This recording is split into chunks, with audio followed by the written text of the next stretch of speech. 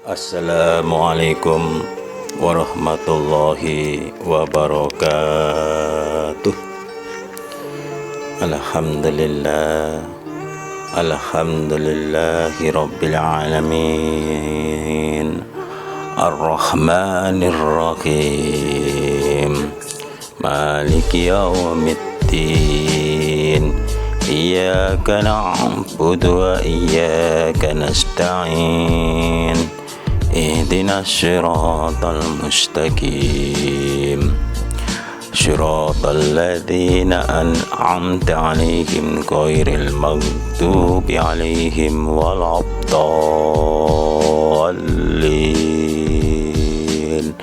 Amin. Bapak-bapak, ibu-ibu di mana saja berada, kaum muslimin wal muslimat di mana saja berada, puji syukur kita panjatkan kehadirat Allah Subhanahu wa taala atas segala limpahan rahmat, taufik serta yang luar biasa kita ditetapkan di dalam keimanan. Kita diberikan hidayah, petunjuk dari Allah Subhanahu wa taala melalui kitab-kitab sucinya Allah, melalui kitab suci yang namanya Al-Quran dan Al-Hadis. Ini petunjuk Allah yang luar biasa, yang manakala kita mau tetap, artinya tidak berubah, istiqomah sampai akhir hayat kita masing-masing. Menurut firman Allah dalam Al-Quran dan sabda Rasulullah sallallahu alaihi wasallam, wa may yuti'illaha wa rasulahu yudakhilhu jannah. Barang siapa yang taat Allah dan utusannya Allah, Allah akan masukkan ke dalam surga. Inna huda hudallah yahdi liman yasha. Sesungguhnya petunjuk itu adalah petunjuknya Allah, dan Allah memberikan hidayah, memberikan petunjuk kepada orang-orang yang dikehendaki. Manakala orang tersebut mendapatkan petunjuk dari Allah, maka secara tidak langsung Allah sudah memilih kita. Allah sudah memilih kita untuk menjadi waliullah, untuk menjadi kekasih Allah.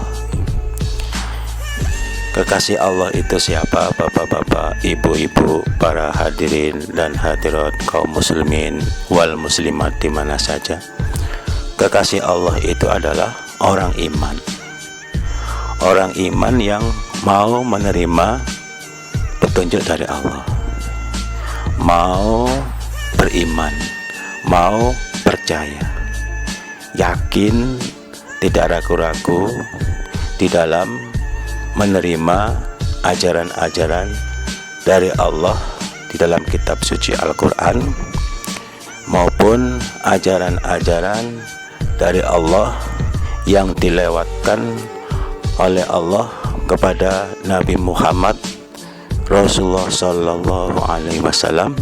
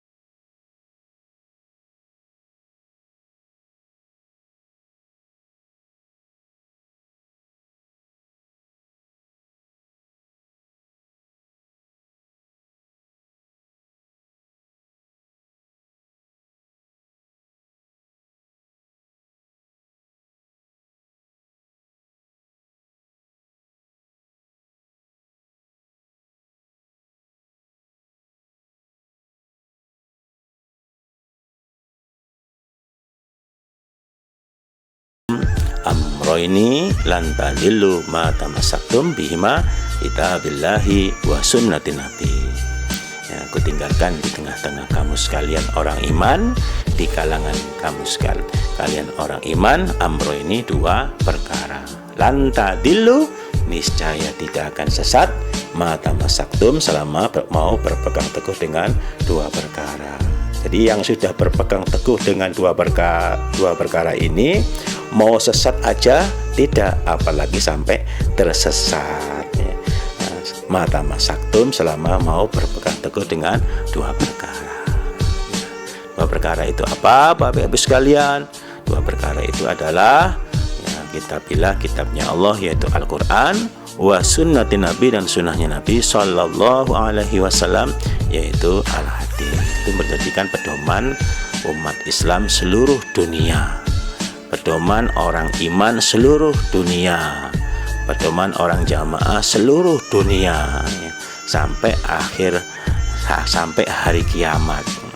Yang benar-benar ingin beribadah yang sesuai dengan yang dikehendaki oleh Allah, tidak ada jalan lain, hanya satu jalan. Kita harus mengkaji pedoman kita, tuntunan kita, yaitu kitabillah, kitabnya Allah yaitu Al-Quran, wa sunnati Nabi dan sunnahnya Nabi Sallallahu Alaihi Wasallam yaitu Al-Hadis. Kita jangan sampai kita pindah dari yang sudah mendapatkan hidayah Allah, ya. Karena hidayah Allah ya cuman hanya satu, di situ ada dalam kitab sucinya, dalam pedoman umat Islam seluruh dunia, itu kitabillah wa sunnati Nabi. Nah, kemudian kalau sudah kita berada di dalam yang benar, di dalam hidayah Allah, ya kita berusaha untuk istiqomah, ya. Nah, ini kita harus menetapinya, ya. Menetapi itu adalah menjalankan perintah-perintah Allah, menjalankan perintah-perintah Allah melalui Rasulullah Sallallahu Alaihi Wasallam dalam Al-Hadis, ya. Menjalankan praktek-praktek ibadah yang sudah diwajibkan oleh Allah kepada kita. Wa ma khalaqtul jinna wal insa illa liya'budun. Aku tidak menciptakan jin dan manusia kecuali saya ciptakan untuk beribadah, untuk menyembah kepada Allah. Ya, menyembah yang bagaimana? Ya, ini Allah sudah membuat aturan, membuat tuntunannya, yaitu di dalam kitabillah wa sunnati Nabi, yaitu Al-Hadis. Kitabillah, kitabnya Allah yaitu Al-Quran, wa sunnati Nabi dan sunnah Nabi yaitu Al-Hadis, Al-Quran dan Al-Hadis, ya. Nah, ini Bapak Ibu sekalian dijalankan, kemudian kita berusaha untuk fastabiqul khairat, ya. Karena dalilnya itu manusia itu terbagi menjadi tiga. Summa awrasnal kitab alladziina staufaina min ibadina faminhum dzalimun linafsi wa minhum muqtasid wa minhum sabiqum bil khairat biidznillah. Allah mewariskan kitab suci Al-Quran dan Al-Hadis ini kepada orang yang terpilih, orang yang dipilih dari hambanya Allah, ya. Jadi Bapak Ibu sekalian, ya, tidak sembarang orang yang diberikan hidayah, tidak sembarang orang yang diberikan bisa mengkaji, diberikan kelonggaran waktu, bisa menerima, ya, nasihat-nasihat dari Allah yang terdapat dalam Al-Quran, nasihat-nasihat dari Rasulullah Sallallahu Alaihi Wasallam yang terdapat dalam Al-Hadis. Jadi cuma aurasnal kitab, Allah mewariskan kitab. Jadi Bapak Ibu sekalian, yang namanya waris itu adalah diberikan kepada orang yang berhak menerima waris. Meskipun di luar sana ada yang lebih membutuhkan, tapi kalau nggak berhak menerima waris, maka ya tidak mendapatkan bagian.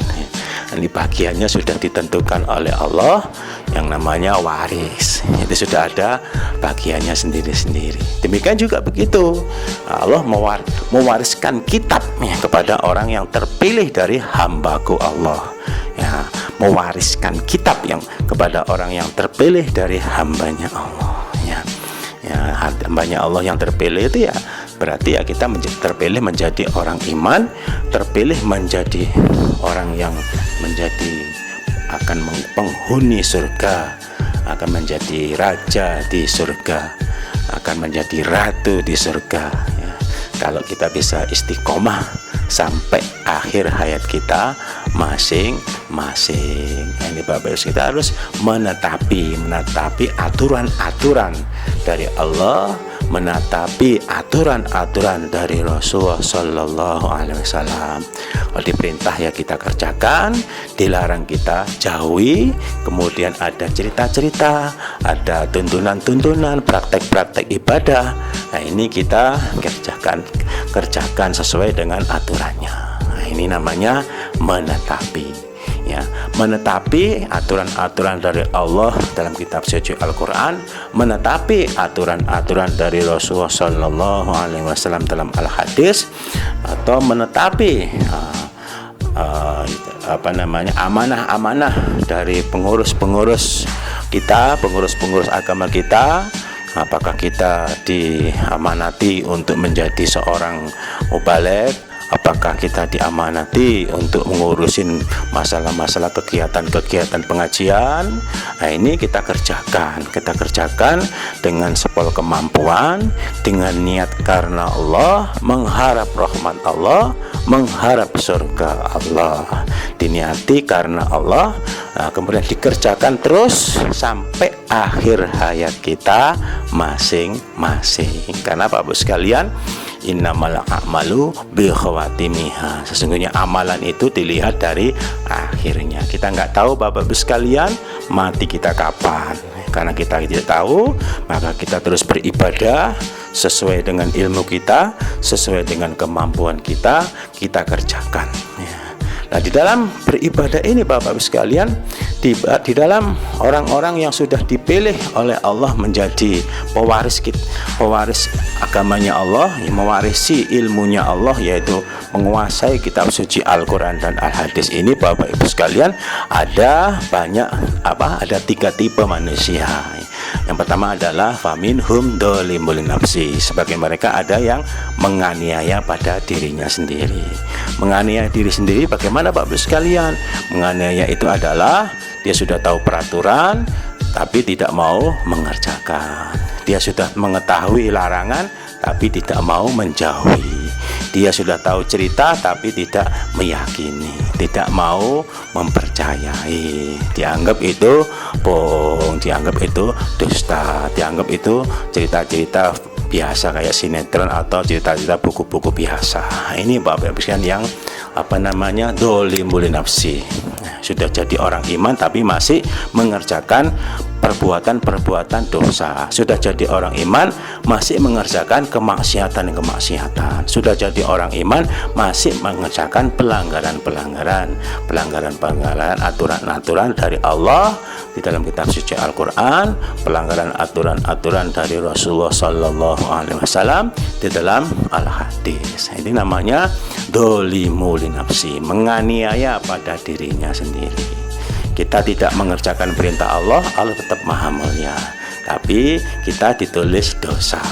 Kita tidak mau menjauhi larangannya Allah, Allah tetap maha mulia, kita mendapatkan dosa. Kita tidak mau mempercayai cerita Allah, maka Allah tetap maha mulia. Jadi Bapak sekalian, beribadah kepada Allah itu adalah bukan kebutuhan Allah, tapi merupakan kebutuhan umat Muslim seluruh dunia. Karena Bapak sekalian, tidak ada ceritanya manusia ini, umat Muslim seluruh dunia, kita semuanya makhluk Allah, ciptaan Allah ini, yang tidak kepingin masuk di dalam surga. Yang jadi masalah itu tidak cuman hanya tidak masuk surga apabila kita tidak mengikuti aturan Allah. Yang jadi masalah itu ancamannya loh Bapak Ibu sekalian.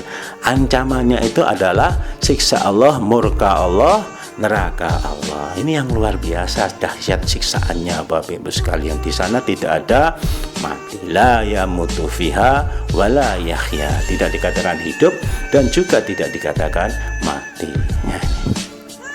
Kemudian yang kedua, faminhum muqtasid.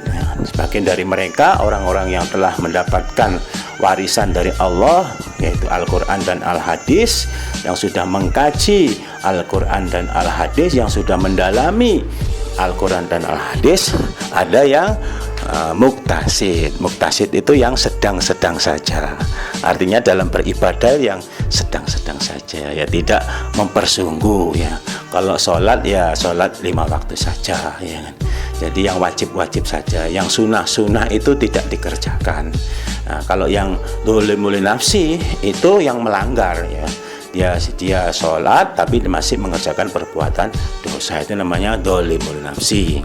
Kalau muktasid ini bagus kan, dia sudah menjauhi tapi ya masih biasa-biasa saja ya, orangnya biasa-biasa saja ya, ibarat orang naik berkendara itu, dia itu jalan standar-standar saja ya. Kecepatannya ya kecepatan 40 km lah kecepatan 40 km, disuruh jalan-jalan ya 40 km ya masih mending. Ada yang 5 km kecepatannya, timi-timi ya kan. Kalau yang dolimul nafsi disuruh jalan nggak mau jalan ya, diam aja ya kan, atau disuruh jalan ke kanan tapi ke kiri, disuruh lurus malah belok-belok ya kan, disuruh jangan berhenti malah berhenti, itu namanya dolimul nafsi. Nah ini. Nah kemudian yang ketiga ini, faminhum sabiqum bil khairat biidznillah. Sebagian dari mereka adalah orang-orang yang berlomba-lomba di dalam urusan kebaikan dengan izin Allah. Nah ini Bapak sekalian yang luar biasa. Ibarat orang jalan itu kalau motor ya sudah jalannya top gear kan. Top gear itu cepat. Ya, ibarat balapan.